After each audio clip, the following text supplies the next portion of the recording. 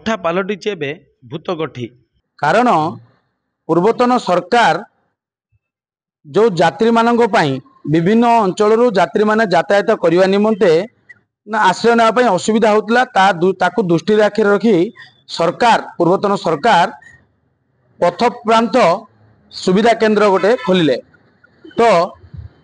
आमे जो पथ प्रांत सुविधा केंद्र अच्छु ये हूँ रायगड़ा जिला गुणुपुर विक्रमपुर छक निकटरे जो पथ प्रांत रही बहु अव्यवस्था भितर पथ प्रांतर सुविधा केंद्रटी रही कारण एठारे नहीं आलोकीकरण व्यवस्था जहाँकि आगरू संजोग थिला लोक आसुतिले यात्री एठारे भी निजर आश्रय मेंटाउथिले एवं एठारू पुणी जाउथिले सेमानकर गंतव्य स्थल को किंतु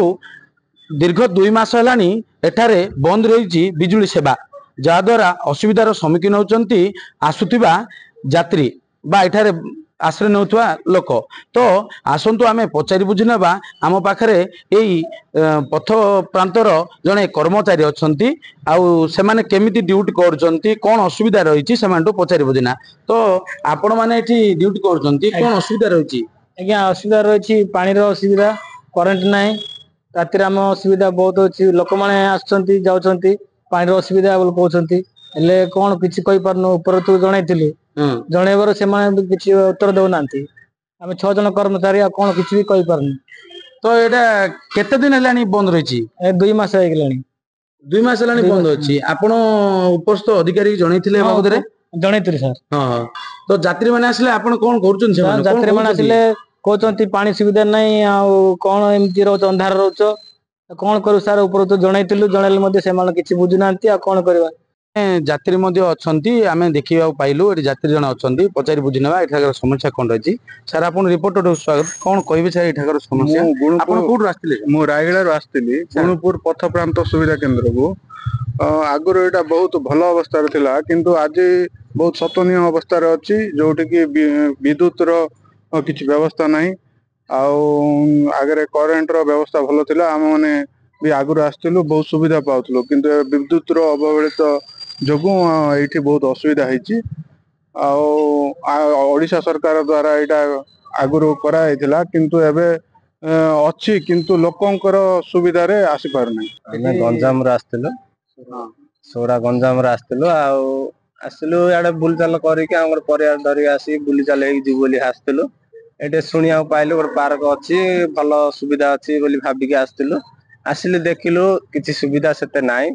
करेन्ट नाई किसी भी नाई भाविलु रही जीवु बोली कहला किसी भी सुविधा नाई बोली आम विजार होम जाऊँ सुविधा थी आम रही था।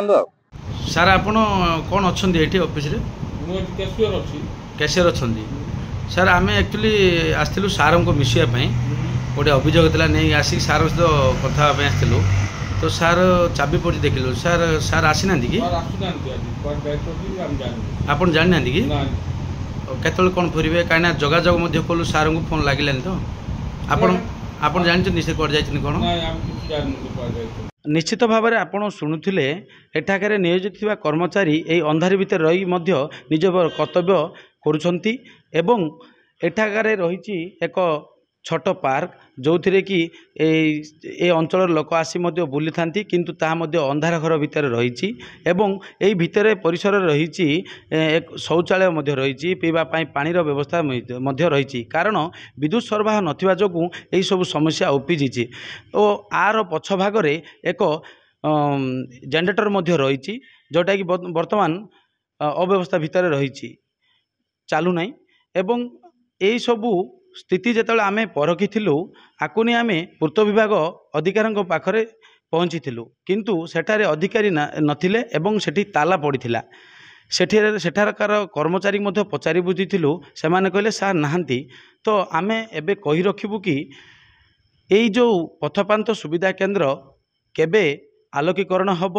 एवं केबे सुविधा पाइबे दूर दूरांतर आसुथुबा यात्री। गुणुपुर दीपक कुमार पंडा रिपोर्टर्स टुडे।